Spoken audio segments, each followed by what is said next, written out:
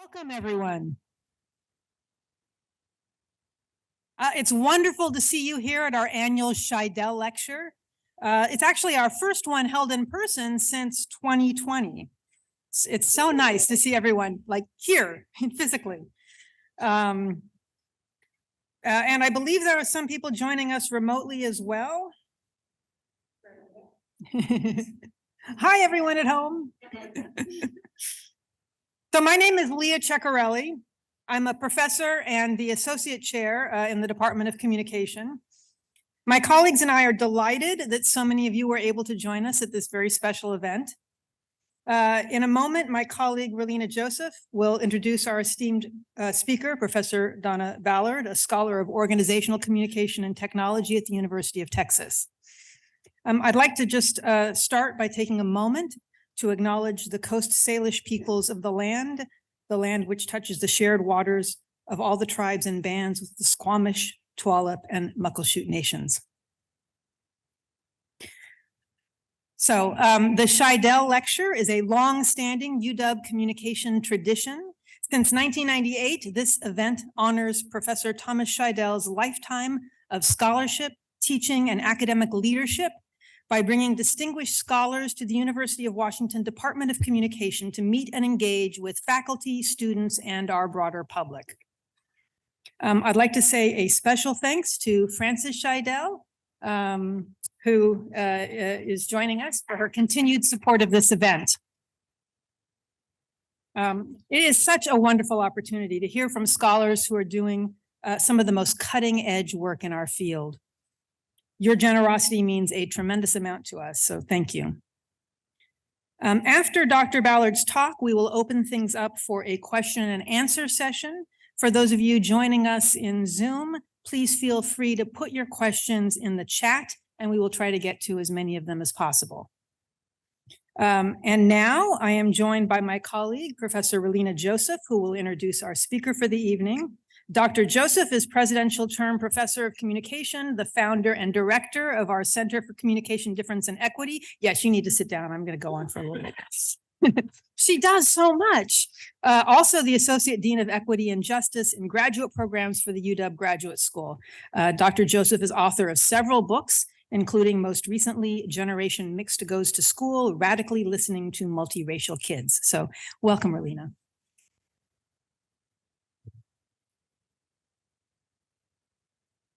Thank you. Thank you so much for being here in person. It's really exciting for us to be able to see everyone here and engage, and especially to have the esteemed Dr. Dawna Ballard joining us here today.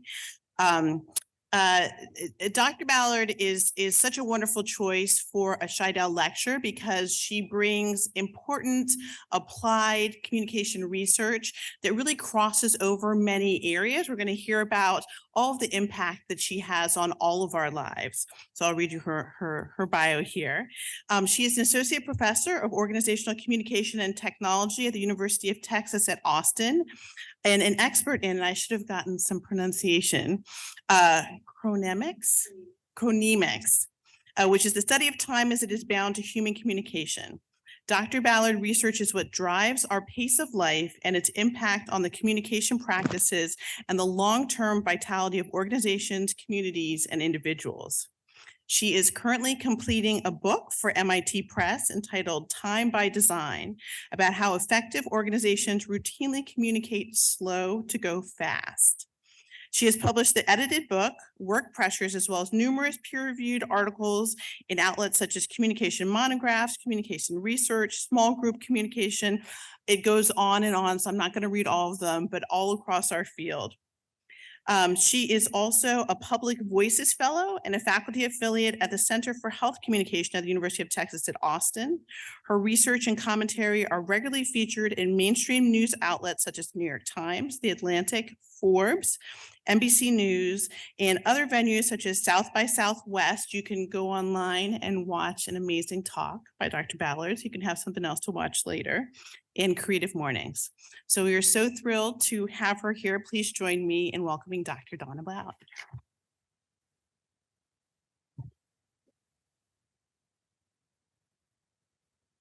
Thank you so much for having me. Am I sound okay? Okay. Thank you so much for having me. I have had a wonderful day of meeting with students and faculty and staff, and this reception is just lovely. So thank you. It's really a delight. So to give you some sense of like, how is she going to say that we create time through communication, right? Like, really? Really, we do. So I'm going to give you an overview and then we'll get into it. So first I'm going to talk about that, about the study of chronemics and my program of research. And then I'm going to talk about one perspective that I use, and that's used in the book that Relena mentioned. It's a communication as design perspective, which gives us even more leverage to see the ways in which we do create time. And I'm going to illuminate it through the case of the Children's Advocacy Centers of Texas, and then talk about kind of the star of my book, fast and slow communication design logics, and what does that mean? And then end with summary and discussion. And I'm probably going to move around. And if you guys can't hear me, I'll come back, but I'm feeling like I'm real close to this. Okay, so my entire program of research revolves around two questions. First, it's how do our communication patterns, what we do, right? And this can be our occupation, but it can also just be our habits. How does that shape our experience of time? And if that's true, which it is, then what are the consequences of our experience of time, particularly for our communication? So it's what we call recursive relationship. And so this is part of an area of nonverbal communication called chronemics. And that's, as Relena mentioned, it's the study of time as it's bound to human communication. And so if you even just think about the ways that our everyday sort of scrolling, texting, emailing, how through that communication, it patterns our lives. It shapes, right? Whether we're having a fast day or a slow day. And so just that gives you some idea, but the layers and the levels at which this is true just begin there. So I'm going to talk more about that. And so the communication design perspective is a wonderful way to think about how this works. And so what I argue through this communication design, which it is birthed from the design thinking by Mark Akas in particular, but that time is my argument is actually a design for communication. What do I mean by that? So communication design refers to the interventions that people make to make things happen, right? To do what they want to do, to realize preferred forms of communication and avoid those that are not preferred. Essentially, it's how we design anything, how we designed a wheel. We are intervening to make something that makes our lives better. And so in communication, we do this all the time, and we don't often realize that time and the way we use or misuse it is a design. And to be clear, so when I say time is a design for communication, when I even talk about time as kind of socially constructed, people can be like, oh, are you sure about that? Well, let me be clear what I mean by time as something that we create. Temporality. So these are the kind of the two key words here. Temporality exists without our intervention. We age, right? The day goes on, the earth rotates on its axis. All of that happens without anything on our part. Our breathing, our heart, like our whole body, we're really walking, talking clocks, which I'll elaborate in a minute. So that's true. So I don't mean temporality. I don't mean that. What I mean is time, which is distinct. We can actually design time like the time of this lecture. I believe it's 6 to 7:30, somewhere in that range, right? This day, choosing this time. Those are all things that we can design around temporality Or to our detriment, we can just ignore temporality altogether. Like one simple way that the organizers of this event designed time around temporality was to imagine, oh, people are usually hungry around 5:36. So there will be a reception, right? Because that's the temporality. And so if you came here at 6 though and you hadn't eaten, you'd be thinking the whole time about being hungry. And so that is kind of ignoring that relationship. So that simple example, we do that throughout our work and throughout our lives without a lot of awareness. And so to further kind of define, so temporality takes its own time. Temporality defines a process, an event, or an activity. It's what it is, right? So aging, that is just, it is not defined sort of by anything external. It's its own thing, carrying a child, that is its own thing that we can look at it in terms of time. We may or may not be correct though, but that's something that takes its own time. That's what I mean by temporality. Time is what we've created. It's the symbolic markers that might point toward that process, that event, or that activity. Okay, so taking that forward and thinking a little bit more into the ways that we actually design time with our interactions is that with every interaction, we're designing it and it has a range of consequences for our effectiveness and well-being. So that's kind of the ground that I begin with, that if this is true, then we can be better or worse designers. We can be more thoughtful, or we can be kind of lazy designers. So how are we going to do this? And the Nobel laureates in 2017, they gave a great example of the physiology of this. And they said in the press release, they said that chronic misalignment between our lifestyle, which is the times, the deadlines, the appointments, the jobs, all of that, that's our lifestyle, the practices, all of the things. And the rhythm dictated by our inner timekeeper, which is what they got the prize for. They discovered that we have an inner timekeeper, and that's what's temporal, that they actually show that we are supposed to align these. And when we don't, it increases our risk for various illness. So that our goal always is to align time with temporality, to be thoughtful about the way these two things are designed. And a lot of us don't have lives that are really designed to support the temporal because time drives everything. So my book and my research is about thinking about that differently, thinking, wow, are there ways to do both, right? Because time's quite useful. It got us here. We couldn't be here having this conversation without time. On the other hand, we can do it in ways that better support like actual temporal processes. And so from a social level, our assumptions about productivity, and this is what the case I'll mention today, it usually takes a time-based, not a temporally based approach, and that lowers our effectiveness. And so this is what I saw after decades of research, that there's this thing happening that we can potentially intervene and design differently. So the case that I'm going to talk to you about today, it centers around what's called the Children's Advocacy Centers of Texas.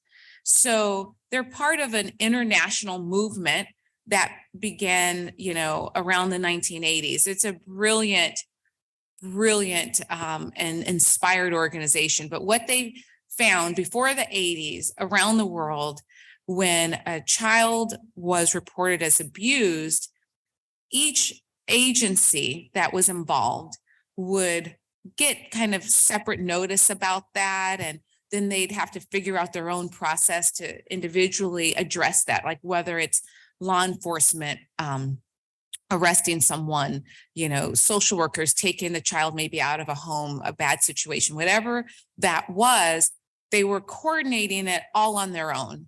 And, really bad things happen because these are all quite busy. The professions tend to be overloaded with way too many cases and not enough time.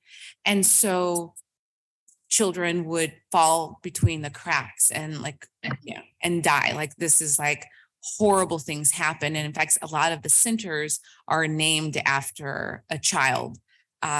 So that's what happened before the 80s. But these brilliant people got together and said, there's no reason for this. We could just coordinate and we would all know who's doing what. Everyone, even though you're busy, you would all have insights into what's happening. So no child could fall between the cracks.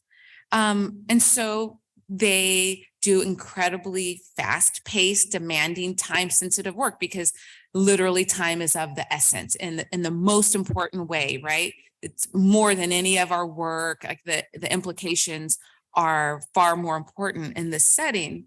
And so they developed what's called a multidisciplinary team.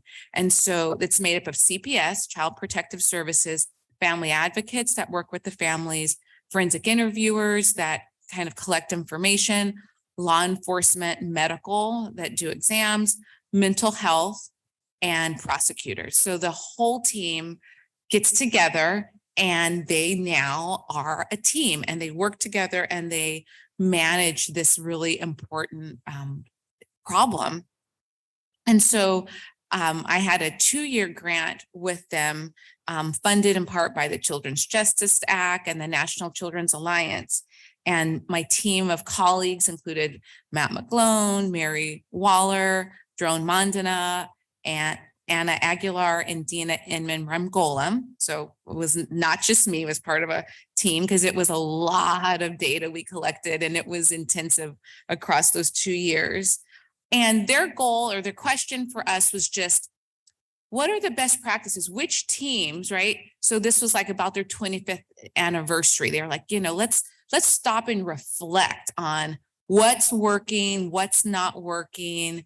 And can you tell us what makes the best teams and what makes teams that don't work so well? Like, what's the difference so that we can, moving forward, we can make all of our teams better because it's a challenge. As context, as you can imagine, these are all different agencies, all under-resourced. And so supervisors often don't want them to spend time on these teams because they're like, you have too much else to do. You can figure it out without them and you can maybe check in. Like, there's other ways around this. You don't have to really devote efforts to this. And so because again, everyone's under-resourced and they're just they think from a very linear perspective, if I don't have enough time and then I spend time, now I'll have less time. So it makes sense, but that's not what we find. So, and here's a bigger model of just how that works. So they are at the center of everything, right? So this is the CAC, but you can go here from 911 or a hotline. They're at the center of it. And then this is what we looked at, this part, the joint investigation and the case review. These meetings, right, is the center of what I'm going to talk about, the multidisciplinary case review. Okay, so that's how the model works. And from a theoretical perspective, the thing we were interested in was what we call adaptation. Like, when I see this as a group and organizational scholar, say, okay, this is all about adaptation. Adaptation is just an adjustment to a team process in response to a disruption or a trigger, right? So it's temporally, like an event happens and now we move to change, like, well, okay, how can we do things different or should we keep doing what we're doing? So that's the question. But what I realized is they have, through this case review, created something new, something quite novel, which is a continuous adaptation. And so they had, through these case reviews, they were just regularly scheduled slowdowns to the task work, right, to all the things they had to do in order to do the adaptation, to make adjustments to the ongoing process, but they made it now time-based. They said, we're going to actually use time and not always react to things. We're going to put this on our calendar because unfortunately we know this is an ongoing thing. It's not like with a natural disaster that you don't know when is this going to happen. Unfortunately, these catastrophes are all too common. So this is the way that time and temporality worked there. So what we did in terms of going in there, we did a lot. We toured 5 of the centers and we mixed it. So it's all across the entire state of Texas, 70 different centers. And so we got a mix of the urban, the rural, the suburban centers. We set in on the case briefings, 7 different briefings at different things. So we could just kind of get a sense of, well, what are you doing day in and day out, like some understanding. And so we had like over 200 hours of participant observation to just see what this work was. We set in on some of their staff trainings to understand more about that. We got into their training portal and, read lots of documents to just get a sense of what's happening. And then we did focus groups and interviews, 29 total across 21 different CACs for like 117 different people. And we did 2 different kinds. We did some where we wanted to know from an intact MDT what you think, how you feel. Then, because there's typically a lot of conflict between these occupational groups, because culturally they're very different, right? Very, very different cultures when you're talking about CPS and prosecutors and law enforcement. Very, very different, even way of talking about feelings. Their communication styles are just really remarkably distinct. And so we then got them in a separate groups, and we would have like all prosecutors and all law enforcement and ask them like, okay, now what do you really think? Like what's really happening, so that we could get a sense. And so we used that to then develop a large scale survey. We had a response rate or a sample of like 1,400 with about 1,000 usable surveys. And so the findings that I'm going to present are about like, okay, what happened? So our guiding research questions we thought of in 2 ways.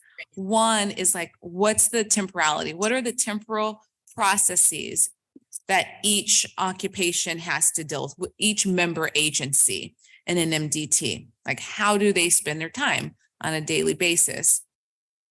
And then what role, if any, does time and the way that they've used time in this organization, what role does that play in, how well they're able to do their work, like the outcomes, the teamwork outcomes, because we know teamwork is a temporal experience. We all know, right?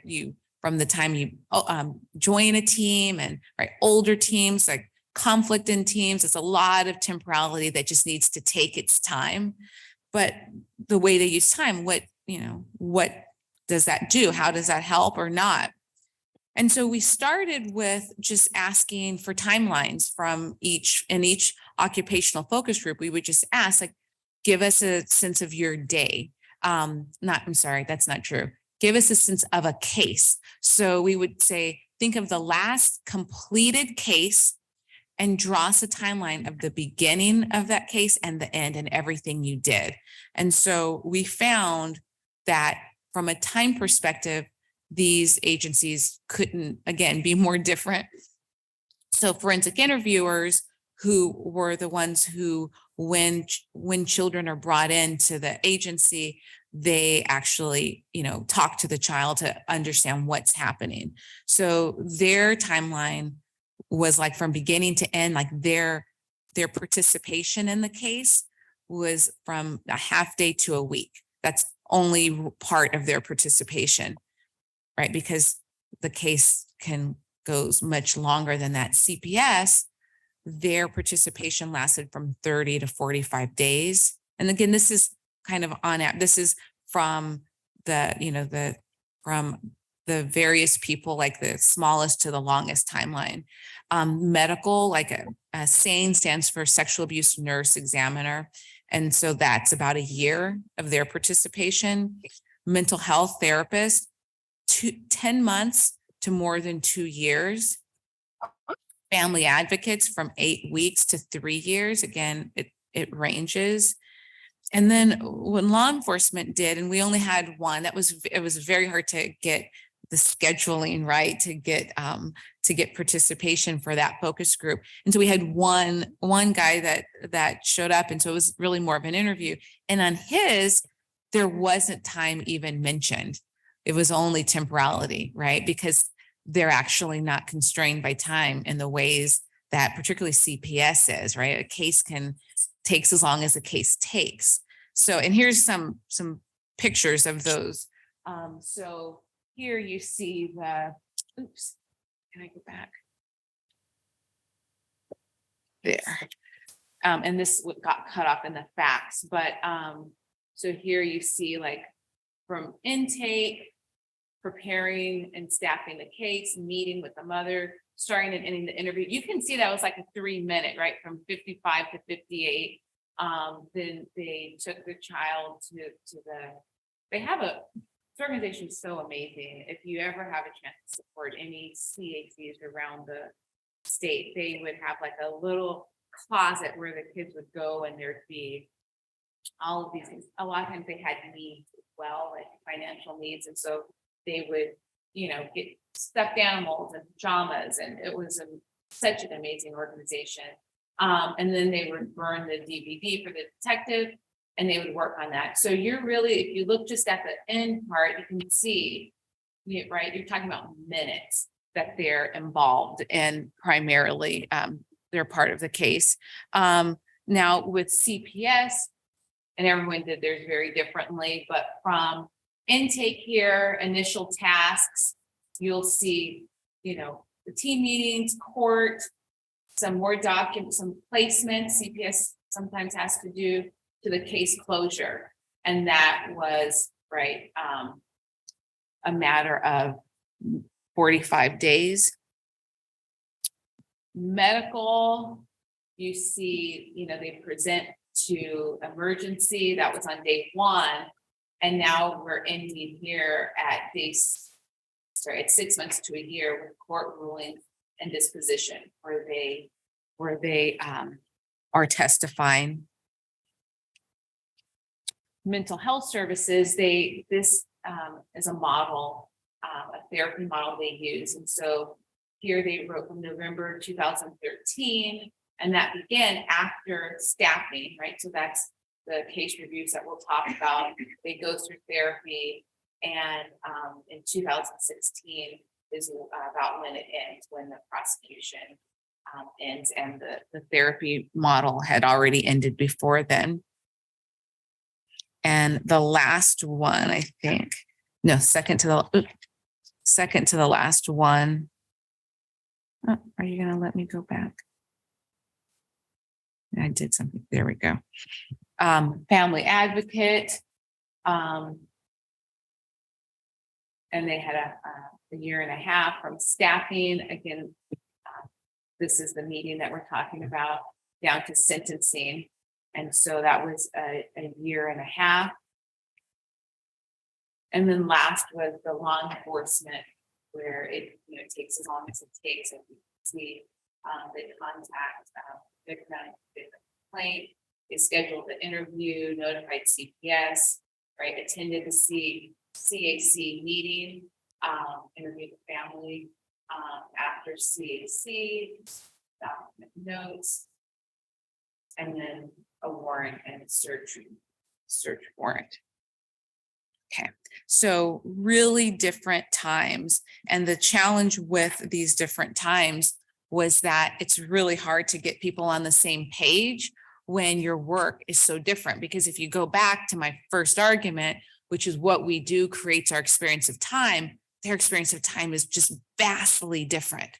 And so to get these agencies, these member agencies on the same page requires a bit of a miracle, both from the cultural perspective, but also from just a temporal perspective. And so we wanted to see, so what happens at these slowdowns? What's actually happening that makes it work? Okay. So, headline, I'll tell you what we found. That they actually, the time-based slowdown supported temporal processes and did improve performance. Probably no surprise there, but to get a sense of the sort of three layers of that, we looked at from the survey how often teams slowed down. So their average participation. And so we asked everyone individually, like, what's your percentage of participation in the briefings? And then we aggregated those individual responses to get a team level measure. So for each MDT, like Harold's House is one, they got their team level participation. How well did that team perform? And so we asked them like their perspective. It was very tricky we looked at multiple measures of performance in these teams, and there's literally no objective measure of performance, and we can talk about that. But so we asked them, how well do you think you performed? And I'll tell you what we asked. And then how well the teams communicated and knew each other, right? So how often they slowed down, how well they did, and how well what was their communication like? And we call interprofessional communication satisfaction. And so the questions we asked about performance were ranged, and for the quant people, you can look, we had a highly reliable measure, but things like, recently, this would be reverse coded. This team seems to be slipping a bit in its level of performance, or those who receive and use the work this team does have complaints about our work, also the reverse code there. The quality of work is improving over time. Critical errors occur, reverse coded, and others in the agency who interact with this team complain about how it functions. And so all of these, except for the quality of the work improving, would be an example of low performance that we reverse coded to get a measure of team performance. And then interprofessional communication satisfaction. Questions included members from different agencies work together effectively to meet our goal. I'm satisfied with the quality of communication. Other members value my contributions to the case. That's very important in such to make up of a team like this. Our dynamics are very real. Other team members know and understand the challenges faced by my agency, and I'm satisfied with the quality of communication. So those were the three measures. One, we got kind of objectively off there, the performance, and then well. And so we found that participation in case reviews predicted performance, and it was mediated by communication, and that improved the case review. And look at that. And specifically, with every 1% increase in their average participation rate, the more they participated, MDT performance increased for that every 1% by 0.62, which means there's a really significant impact of just showing up, just stopping, taking the time to show up in this space, talk. Everyone, doesn't even necessarily talk, but it was really just being present made a significant difference in performance. And this was, we were just really blown away by the significance of the findings. And so I thought I'd just give you a couple quotes, because that's quantitative, but to give you a flavor of what people said and one person from law enforcement said, I get so much information in here, but even if I don't have the case on, I come down because I want to hear what everybody else is working. There's time that Tim had a case up there, and I not come down here and heard what his case was through the discussion. You know what? As a matter of fact, this is in the city. Although we're not all excited to hear those things, we get down here, they're vitally important, because it knocks a day or two of having to wait for another report, and we can go and get started on it. So they were kind of fun, and just showing up and being in the room, you're learning things, you're getting things. So that's one way. There's multiple ways that slow down help. This is one way, kind of passively. But here's a more active way, getting to like work together. I feel like we may not all be on the same page at the beginning, but after we sit and talk, the classic phrase, right? Whenever we want to play out, what we say, sit. Never to the stand and talk. Not rush through this, and we're all close enough to be able to come to the best decision that we can to help. Make sure that the child's well-being is the first priority. So that was an active way that they found this time investing in the conflict helped. Two others, this core has worked so long together and so well because we've had the conversation where we've said, and I excluded all the names, but prosecutor, you're telling me what the limits are for you. Mental health, tell me what the limit is for you. Prosecutor, tell me what the limit is for you.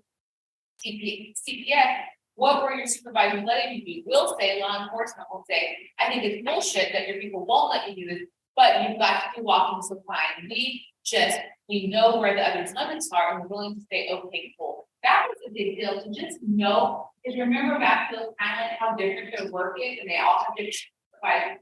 So it was helpful for them to just like ask questions to each other, again, by taking this time so they can move faster together. And then this was huge as well. I mean, we deal with the bottom of the barrel of human existence. You know, when you have to be close with the people that you're talking to and you're working with so that you can release what you have, because if you don't, it's going to eat you up. So I think that's how it helps us.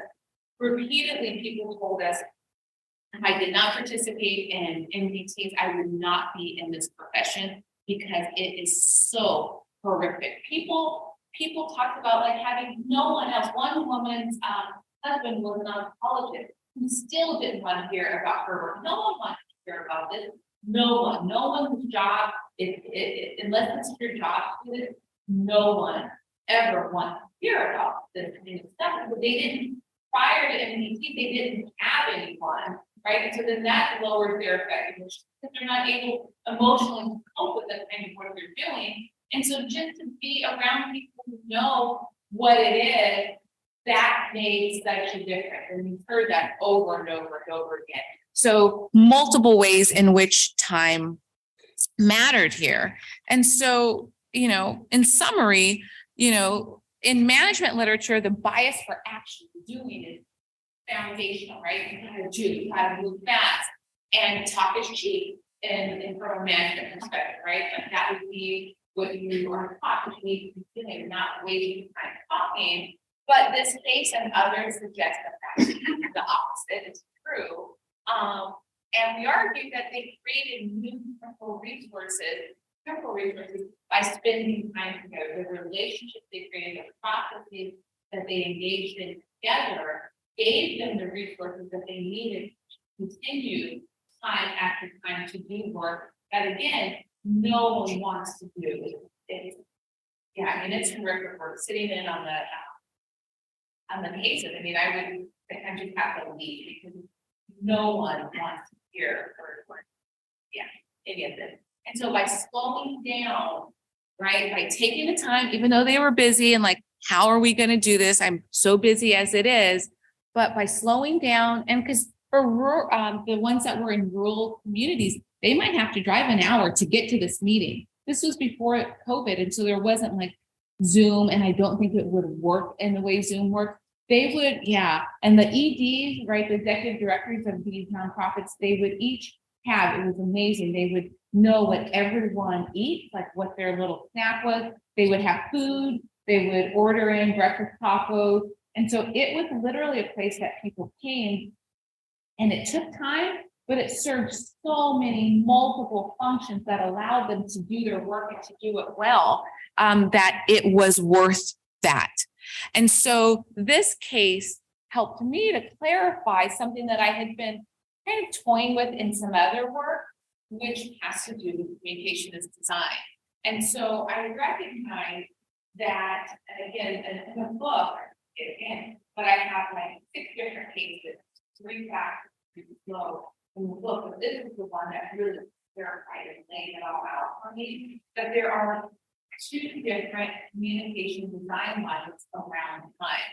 And a communication design logic is simply a lay belief about how communication works and how we should do it. And we did find that people either thought this was all ridiculous, that anyone would take time to do this, given how busy they were, or people who, especially if you had a supervisor who had worked with the team, who believe that this is how we do our work. This is the only way that we can serve these kids because we can't do it alone. And so there were two, a fast communication design logic that I observed, and the time frame, and I tried it along three dimensions. The first is time frame, which is singular, present focus. So people would tell us, oh, this prosecutor, they didn't want to come to MDC, they think they're wasting time, but they'll call me at the last minute of one information, and there's too much time, they're missing so much that I cannot help them. And then this overall sense of how time and communication work together. And so this is a very linear, that you feel like, well, the more time or the more communication I spend, the more time I'm going to use up. And so we want to minimize communication as much as possible. And again, very traditional management theory, that's a linear approach.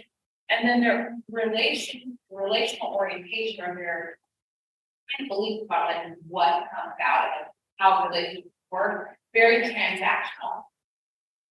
And the best way I can like sort of describe it is we're building a car while we're driving it. Like there's not enough time, so let's just keep moving because we're running out of time, right?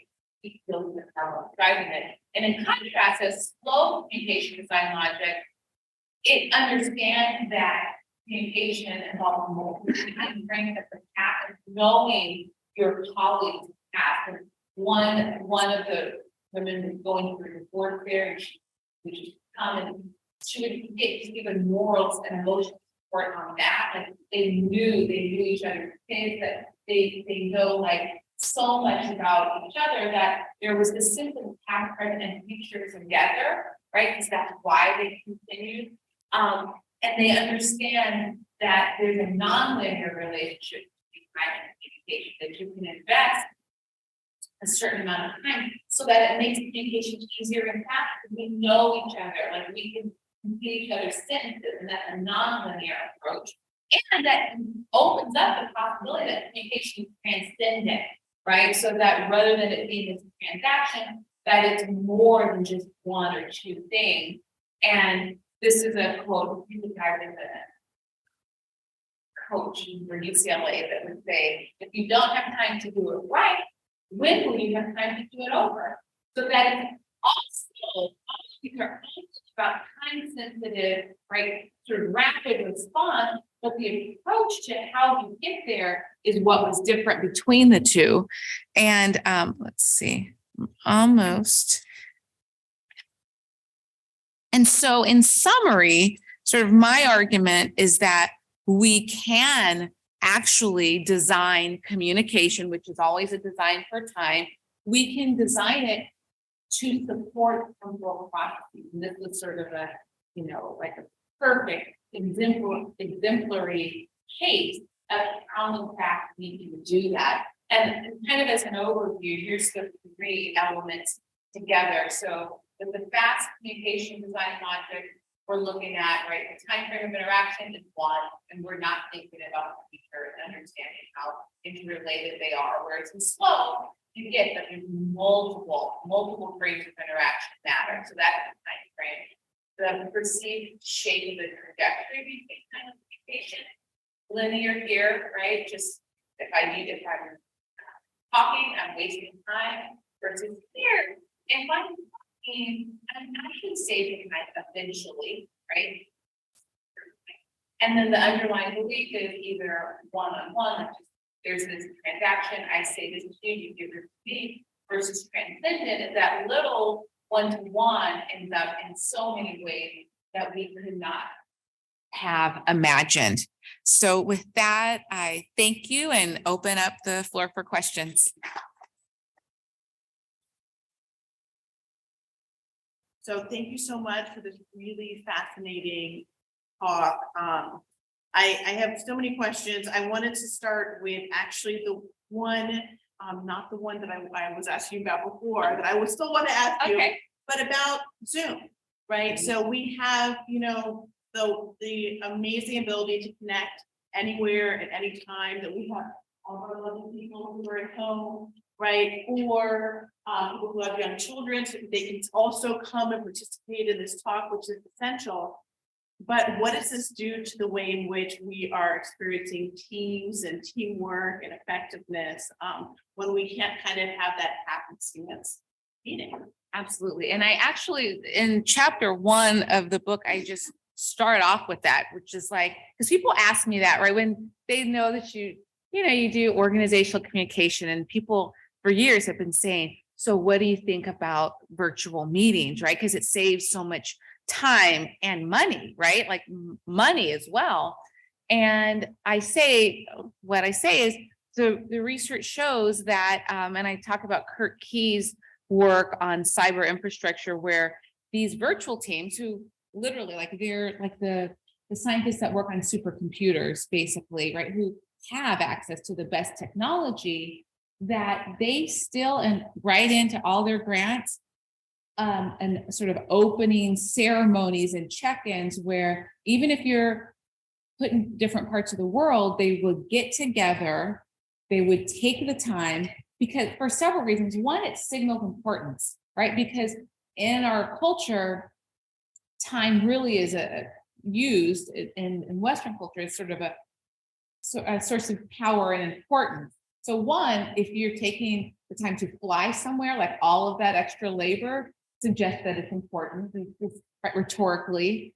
But two, there is the moment before and after the meetings, when you are having a meal, or when you are just sitting and you're noticing this thing that you have in common, like things that you could not notice, right? These very idiosyncratic, sort of random things that you could not do. And one of my students actually studied unplanned conversations, and he studied this before the pandemic, and just all the ways that in between, right, these interstitial spaces, how we get to know each other in ways that we couldn't. And so teams absolutely sometimes, you're right, do need to use Zoom, but if you're wanting like depth of relationship, like if you're really then investing again in the cyber infrastructure, people have done it for years, they would have one big like opening, and then they would have check-ins, and they would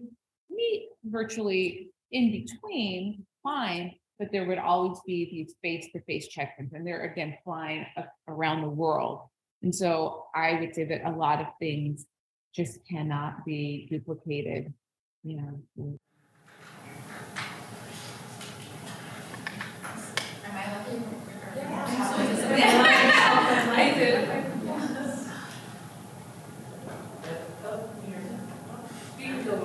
I can do it without, I can project.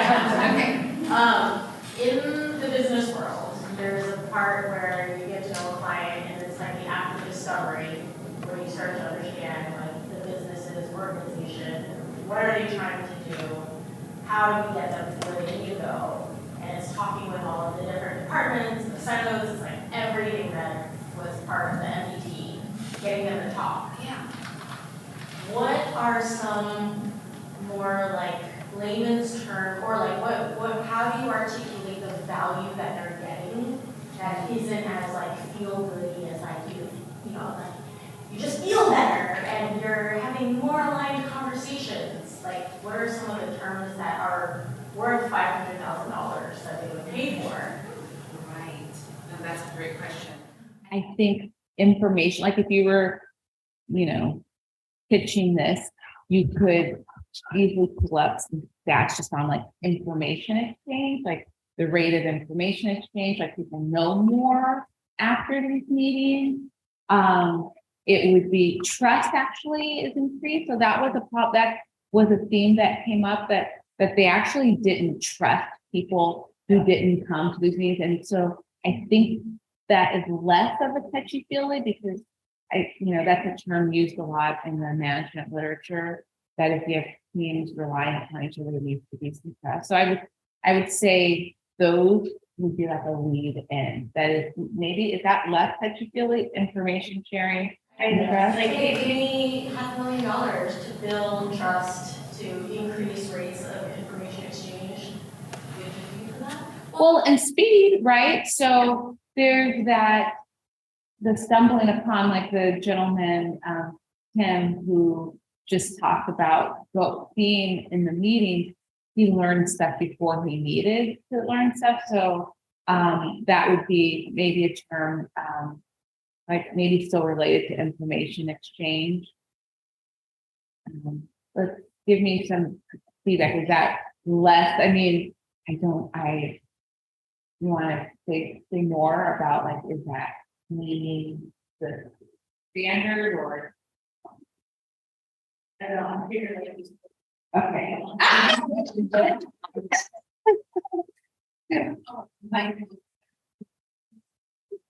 Example.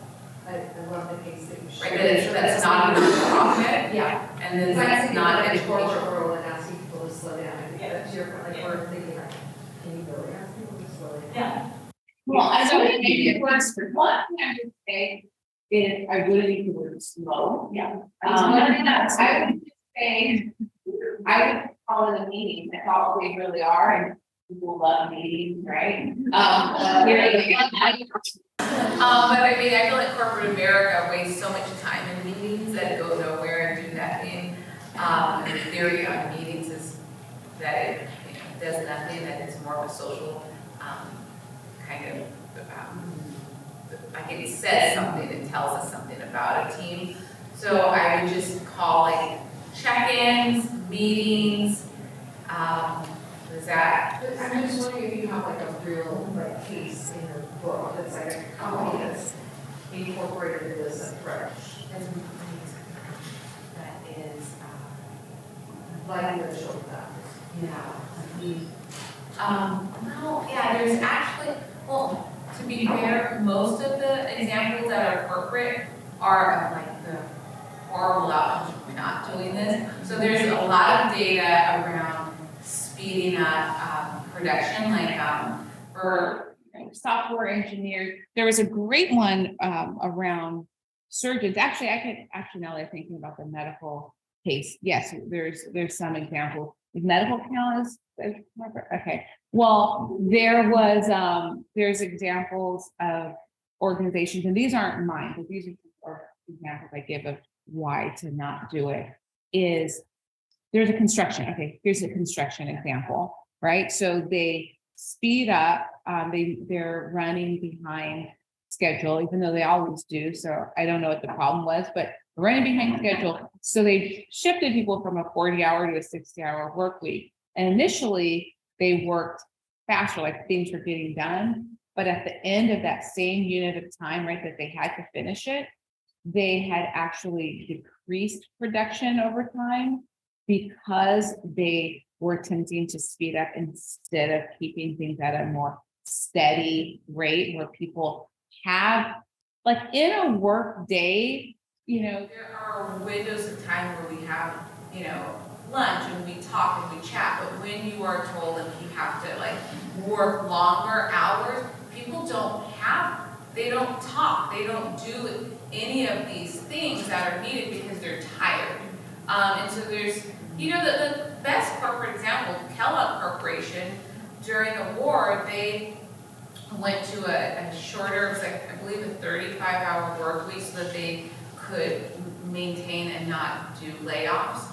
And they actually find that productivity goes up, people are healthier, it's people slowing down just in general in any setting, even if they're not always just slowing down together, but people having time where they rest, then when they get to work, to their corporate jobs, they're smarter, right? They can connect better with others. We were talking about just connecting with people, and one of the things that a bit of neuroscience that I really enjoyed learning about was the fact that, and I teach this in my undergraduate class on chronemics, is that just like the idea that we are clicking with someone, right, where you just pause, it might be on a plane, it might just be on a bus, wherever, this idea that you click, it's just because you've slowed down enough to pay attention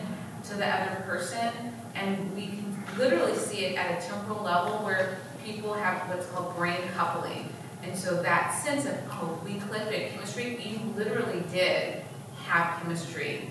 Chemically, your brains now were synced up because of that. And so all work is human work, right? Unless it's AI work, then it's but right, communication is important to all of it. So anytime, like I would just give them lots of data about all of the settings in which this actually works. But yeah, I'm looking at primary care settings and medical settings right now, looking at unhurried conversations, and there's evidence that unhurried conversations, we're still in the data phase of like the instrument validation, we're writing that up, but there's enough other data, and my colleague is Dr. Victor Montori at the Mayo Clinic. He has enough data that show that unhurried conversations actually lead to improved health outcomes. But we're putting it to a more massive test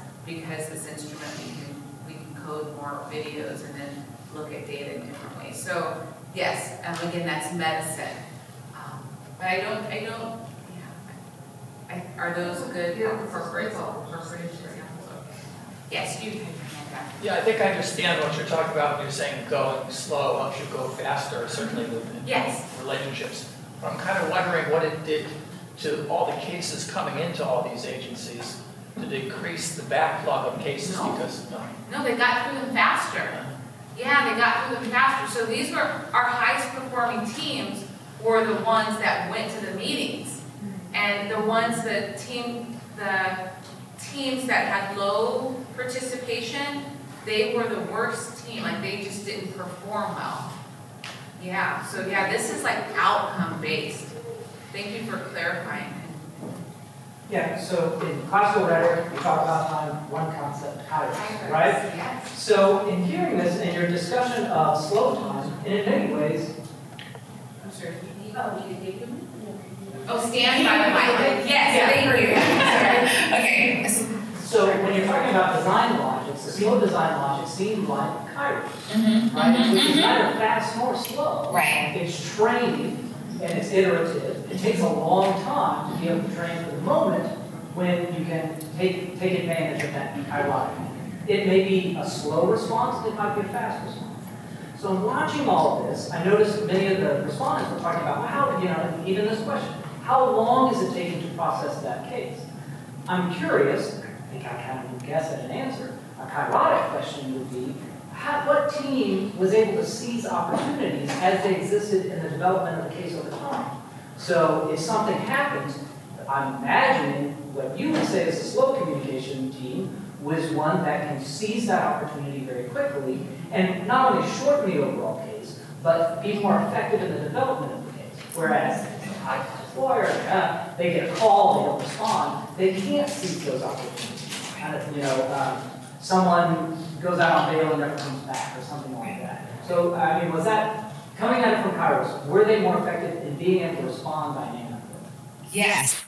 The one thing I will say about the Kairos is that, but they're instituting Chronos in order to get there. And the one thing I will say is that in some cases, though, too much of that was overwork. So that's the one thing about these teams is that they were so there that they kind of could work around the clock, calling each other all hours of the night because they were like into that, this is the moment. And so, the next stage, because, that didn't hurt their team's performance, but, as a person that, studies time, I would like them to do less of that. That would be my one critique of that kairotic approach, but absolutely they did that. And they were, at one point as a rhetorician, you might appreciate this, that early work. So one of the meetings we were in, one of the briefings, they were talking about the recording of whether you legally, they didn't have to let the children know they were being recorded during their forensic interview. And so law enforcement was like, do not tell them because they won't share as much. But the therapist, and CPS was like, yeah, this isn't good. This is going to be problematic because they sometimes they do find out eventually in court because they freaking see there. And so that was a debate. And I said, hey, I'd love to share some early comm studies research that people notice the camera for, it was John Wyman's work. It was one of my mentors. They notice it for, I don't know how many seconds, and then they forget the camera's on. And so then I shared that. And then she and it was this constant, it was like, hey, I'm going into court. Could you remind me that, like you sent me that email, can you? And so they sort of had a sense of all the resources and thought in the moment, like, yes, I can use that example that, that Dawna shared about the recording. So it was like time was everywhere, like everything was an opportunity. But in the long run, I'd like them to have more time off and to not only be doing, they were great, but I worry about burnout. Yeah. Thanks for really great talk, and I appreciate the case details. And I think this example that you just gave now is really illustrative of something I'm curious to hear more about, which is the kind of the limits of the argument you're making. And I hear you making an argument that organizations, for strategic reasons, for efficiency reasons, for kind of embracing human qualities in their work reasons, should make time, should make space for this kind of interaction. But when does that break down, right? I mean, I think you just gave one example that speaks to that. I'm curious where else that comes up in your work. And related is whether it's task dependent. Is it context specific? Is it, you've obviously done work across a number of different settings, different kinds of groups.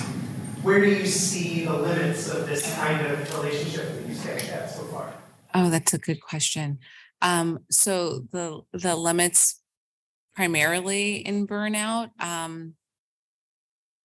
would say that, I'd say like if I was imagining some worst case scenario that cohesion, social cohesion could rise so high that then they engage in groupthink could be a potential thing, right? With like a very cohesive team.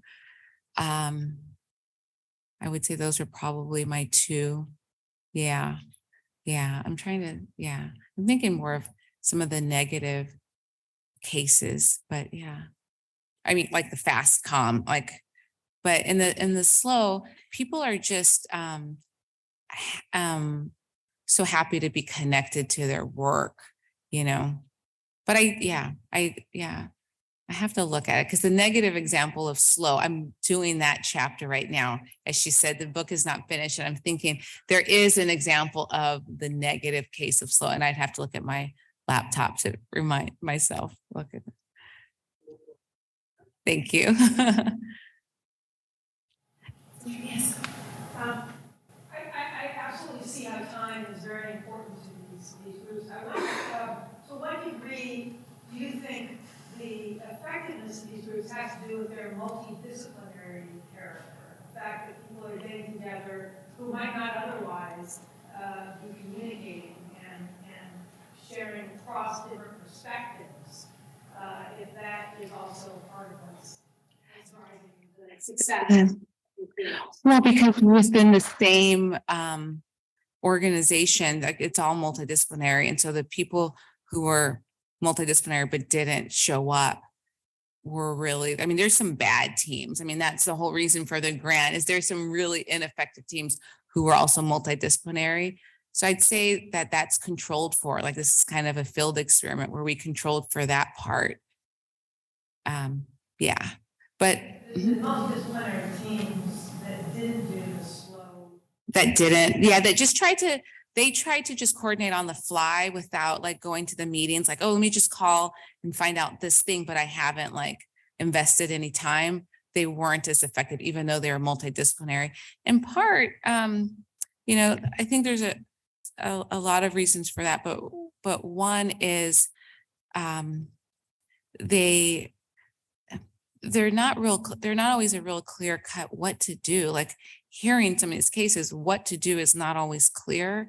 And so you can't really figure it out on the fly quickly. It really requires kind of multiple people. One quote and one thing that I learned about why this model exists is that often people would tell, or I should say children, right, who were being interviewed, they would think that it's only relevant, like this one piece of information.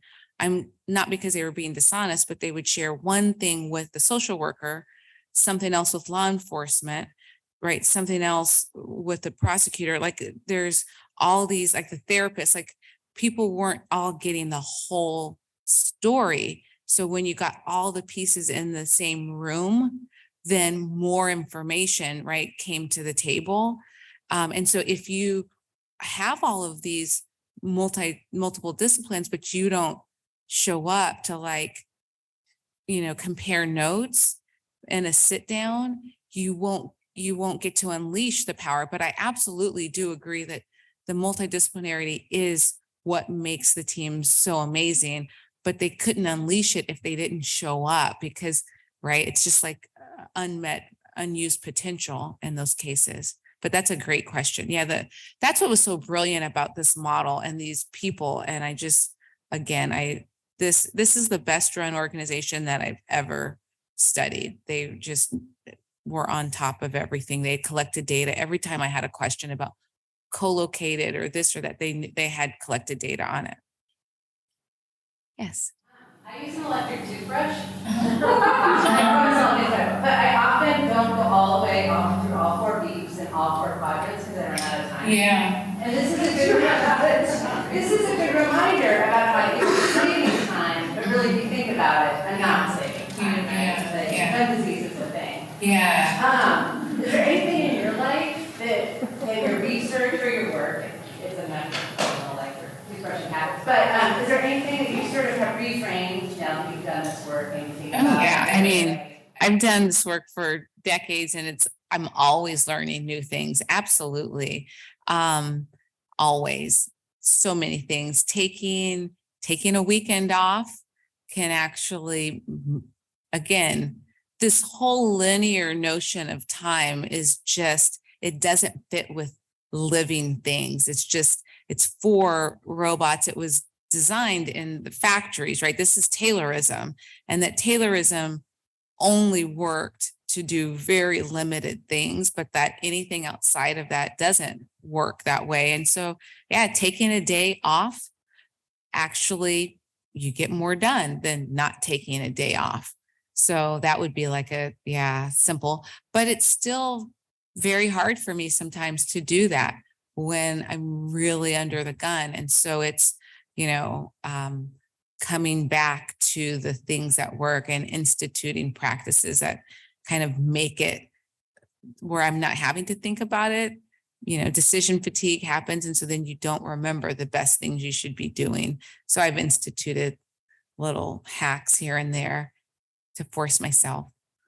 Yes. I have a question about our concept of presence, particularly in this moment where oftentimes, like I'm thinking about it in my classrooms, where students are present, but then they're also present. Right. So they are existing in these multiple contexts all at once. Right. And I'm thinking that when I first started teaching, when social media was really sort of first popping off Twitter, I think in a big way, it was seen as like a disruption to like quality classroom time. So I'm just wondering if you have thoughts about how social media and this ability to sort of always be in multiple spaces at one time, how that changes the outcomes we might have from this shared space, right? Where you can have a whole conversation or a whole lecture.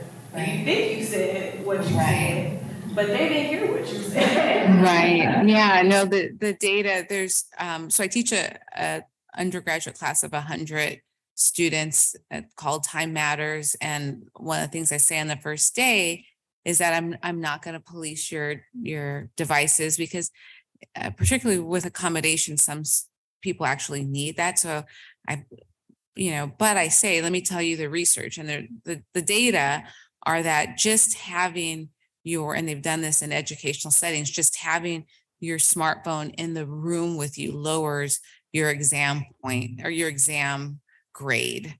Yeah, by I think it was like a letter grade or something. And I like share. And so I say, like, this is, you're having to make a decision to, turn it off, put it away. And they even did, like, if it's on the desk versus in the backpack, like even in the backpack, it still lowers your grade, but not as much as on the desk. And so it literally has to be out of the room.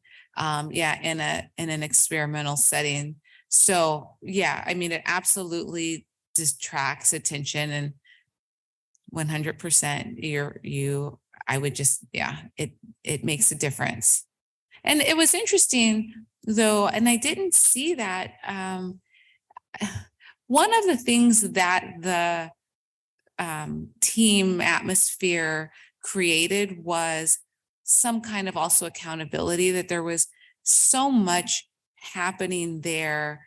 And, I think it would have been a sign of disrespect for people to be on their devices, but yet there are people who have to be aware of their devices because there might be an emergency call coming. So it was fascinating that never, and we took field notes just in the meetings, and never that didn't come up in anyone on the team. No one knows anything about that. Yeah. So yeah.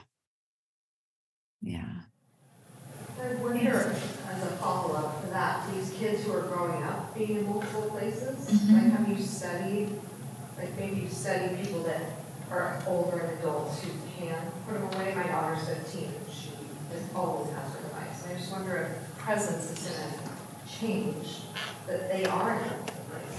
Like, are you looking at that? Like, are you saying, are they better at it? Is that what you're saying? Just like going to be the new reality, and this generation learns how to deal with it? Because I talk to my daughter about this all the time. She's like, I know, I wish it wasn't like this, but it is. So I think of, like, your incoming students, like, their feelings about time, I think, are way different than mine are. Actually, no, my undergrads also hate their phones. They have a love-hate relationship with them. And I mean, we do a lot of actual practical things, like we do meditation, like every class we begin with 3 mindful breaths, because data show that meditators actually are better at not being distracted by their phones. And then we have a whole unit and they learn a bunch of different things. And so we talk about that. We talk about the connection, like the positivity resonance I just mentioned, the brain coupling, how that can only happen if you put your device on. So a big portion of the class is just around, like, regaining control of your attention through being mindful and aware that, as Bo Burnham said, it's the they're coming for you. This is our attention is the last thing to be colonized, right? That there's the land, that's been done, but now it's your attention. And so we talk about that. It's in every unit. There's 3 large units in the class, and it comes up. And then in the last one, I have them sort of practice things, and then it kind of comes together at the end with even more tools. But even adults, I know I have to follow these same things. So we talk about conditioning, and we talk about it, but you have to actively do something, or it will, these are our students who are being hired, like comm students being hired by the Googles and the Facebooks, because they know how to distract us. Like, they know how to get your attention. And so, you have to actively, and this is the way our brains are designed. So it's not a hard thing. So yeah, we talk about operant conditioning, and yeah, I give them lots of tools and we practice. Last question. So just to follow up with her question, in regards to, or potentially stagnant way lower than where you're at. What are your thoughts about the future of this model with AI? Because my son, for example, decided he wants to text and typing on that, he's like, can you just use Google going for us? And they just ask solutions to write whatever you do. So they can say that they don't each have the time to slow down because they have AI to actually. So I'm just curious. They can say that they don't have the time to slow Yeah, down? they don't have the time to slow down, they do what they need to do or be present in that moment. Because AI is over there doing it for them. So I'm just curious what the future of this model is and what the talks are. You know, what's interesting, I was talking to someone before about this being my first semester with that large group since COVID. And this year was actually my first year back with 100 kids, so it's a decent sample size, it's obviously biased, but these kids they come in more aware. I don't think I don't think they're there, but by the time they get to college and need to actually perform and like with really high standards, they come in and are aware. And I think the future is if people are aware, like we still have agency, right? And so if there's interest and awareness, and they're the wisest students I've had in multiple decades in terms of getting, they get that they kind of are co-creators of their reality and they want it to be better. And years before, students didn't see the importance or the urgency, but I think they have spent so much time online because of COVID that they are much more suspicious of it. At least, again, these are my undergrads. It's, again, small sample broadly, but I do think that there is more interest. Many of them had already seen like the documentary by Tristan Harris on attention. I think they're more aware of it. And there are more, the one thing is there are tools for it that there weren't when smartphones were first invented. So I think I have a 13-year-old, so I get at that age, that's a whole other thing. That's hormones. It is, you're right. It's a whole other thing. But I think once they get past that middle school, early high school age, I think I've seen them to be actually shockingly mature and interested in this. Yeah, on day one, like, hey, this is taking over my life. The stories I could tell you about the things they do, even before my class, to prevent themselves from using their phone too much. They will tell me like on day one, like, this is what I do. They all have their hacks because they know that it's a problem. Yeah. It gives me hope. This is the most hopeful year I've had because these kids get it. Yeah. Okay. Thank you so much.